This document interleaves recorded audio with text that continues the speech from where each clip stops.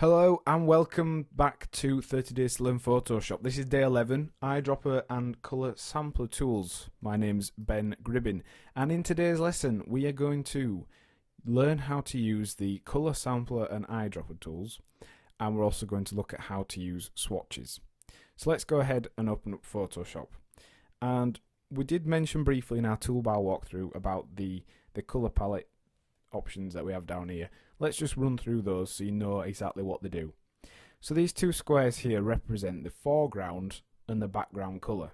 By default they will be black and white, and you can actually revert at any point to the black and white default colours by pressing either D on your mouse. So if you go to change the colours, for example, let's just show you how that works. If we press D, it reverts to the foreground being black and the background being white. We can actually reverse between these two by pressing switch foreground colours and background colours, clicking that little arrow there, or you can press X to do that on the keyboard. So in order to change the foreground and background colours, all you need to do is double click on that square, or single click, and it will open up the colour picker for the foreground colour. You can see that up there. That just reminds you, just in case you forget. So we can go ahead and use this bar here to change through the colours, and then we can use this box here to change through shades and tones of that colour. And we can go to black or white, as well as a very saturated version or a very murky colour.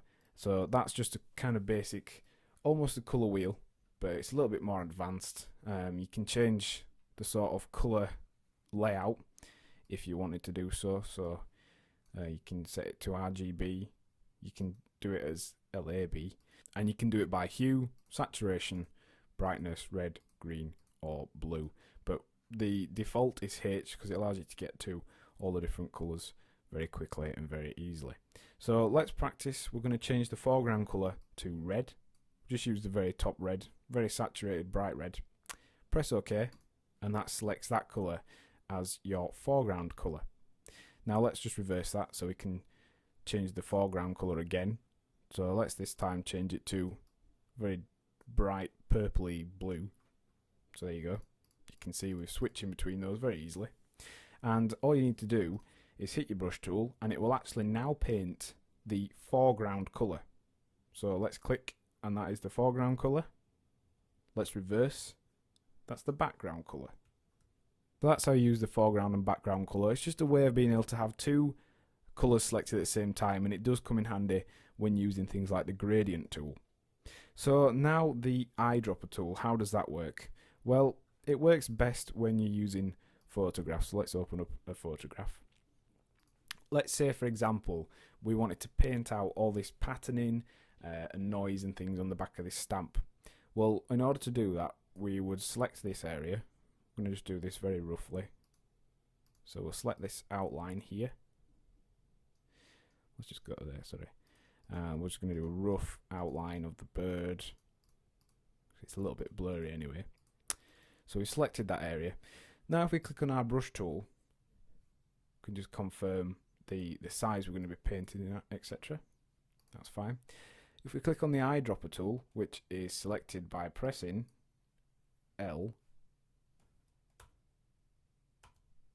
I. If you click on I, it will select the eyedropper tool, and what this does is it selects the colour that is underneath the end of the eyedropping tool. Now, if you're not quite happy with the cursor there, you can actually press cap locks, and it'll give you this crosshair, which is a little bit more accurate, and then you know whichever colour is directly within the centre of that crosshair is going to be selected. So let's go ahead and let's select this kind of blue colour here. Now we can actually simply click, but if we click and hold, it shows us this preview. So the lower half of this circle is the colour that we have selected currently, and we can use this circle by holding down the button to actually try and match a colour to the colour we've got currently.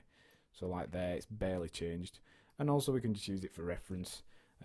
It does show you the colour you are currently selecting, but you'll notice the foreground colour does change as well as you're hovering over all the different colours. So that's a handy little feature. So by clicking, that will reset the foreground colour to whichever colour you have selected. And if you wanted to change the background colour, all you need to do is press Alt, and then same process, works exactly the same, but you'll notice now the background colour is changing. Now currently we've got the sample size to be 1 pixel, so if we zoom right into the maximum we can zoom in, when we use the eyedropping tool, it will be actually that colour or that colour. So you can actually pick the pixel colour. But sometimes, if you notice, all these pixels here, in real life, to the eye, would appear as basically a flat colour. But because they're in a photograph and because we can zoom right in, all these are a different colour, and we've got some really funny shades in there where you think it would be just blue, and that's from the noise from your camera.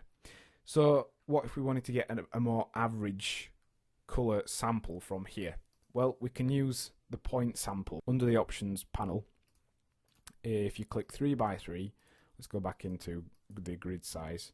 If you click on 3x3, it will actually do an average of a 3x3 grid. So that would actually be 9 pixels. You can do a 5 pixel average. You can do a 11 pixel average.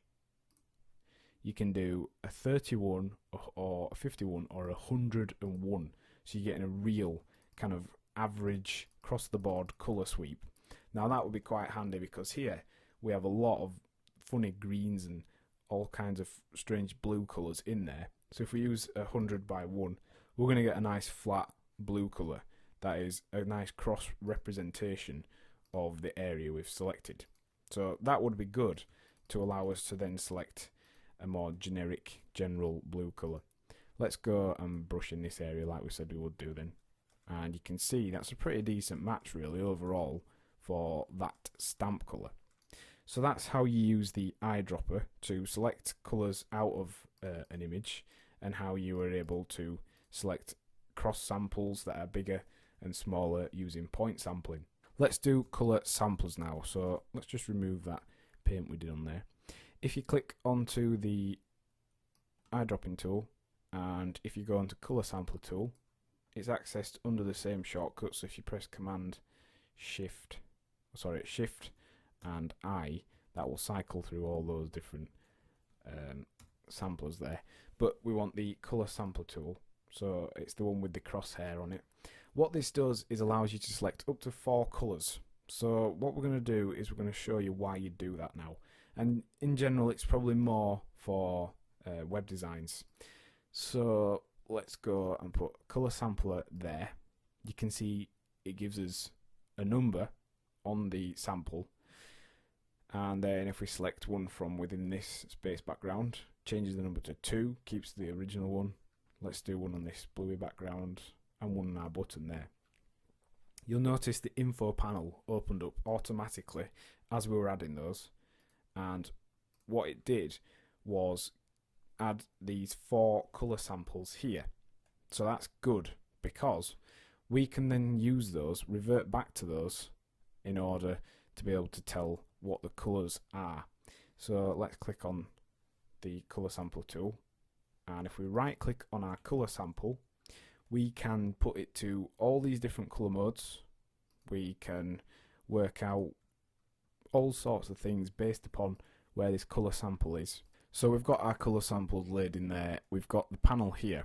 If we go onto the colour picker, what happens if we type in the codes we have here, RGB 205, 226 and 226, is it matches the colour exactly. So, 226, sorry. 226, and that is the exact colour we've pressed on our sampler. So that would give us basically the background colour of this web page, and that's essentially what the colour sampler is for. It's got the same sort of options as the eyedropping tool, so you can change the sample size. You can also change the precision. If you press caps locks or on or off, you can get the crosshair. Now, in order to save colours, you need to use the swatch panel, and this is over here. It's under the colour and styles group set. So we can actually add these colours to our swatch. Let's say we wanted to save the background colour of the website. If you just click on to this little button here, it creates a new swatch of the foreground colour. We could also then input the second one. So the second one is 122, 18 and 115. Essentially all this is the ingredients for a certain colour. So it's the amount of red, the amount of green and the amount of blue. It's a colour mode that is basically supported on screen and display and on the web. So we've inputted those colours, we've got the colour that's actually selected by that sampler, and we can add it to our swatch panel. So the swatch panel is a way of then being able to very quickly select the colour that we want. If we set both of these colours to just some random colours that we don't want, we could go and click over here. Let's say we want the background colour, we select that colour and we're able to paint that in. So that's why I use that, particularly on websites and things like that, because it allows you to create a colour palette and be able to switch between it very, very easily. In order to delete swatches, very easy.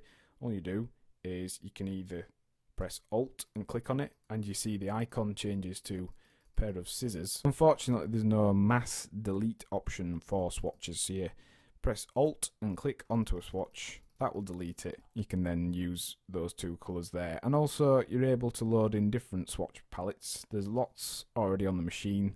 There are operating system specific ones, Pantone colours, web colours, Windows colours. So that's a way of being able to switch between swatches. If you wanted to create a swatch from the foreground colour, you can do that very easily. Just let's say we want to select the kind of dark colour there. Click on that and you can see there's a button there, add to swatches. We can give it a name, so we could call this the banner bottom colour. Press OK and you see it's just been added to the swatch panel. And also if you set your foreground colour to the colour you intend to add to your swatch panel, you can just hit this button here and it will add it very quickly for you. So what have we learned in today's lesson? Well, we've looked at how to use the eyedropper tool to set foreground and background colours, and also how to use the colour sampler as well as swatches. And your task for this lesson is to open an image with a bright blue sky, and then using an 11 by 11 point sample average, select the strongest blue shade and the lightest blue shade at either end of the sky, so you've got those as your foreground and background colours. Next time on 30 Days to Learn Photoshop, we'll be looking at the bucket and gradient tools. Thanks for listening.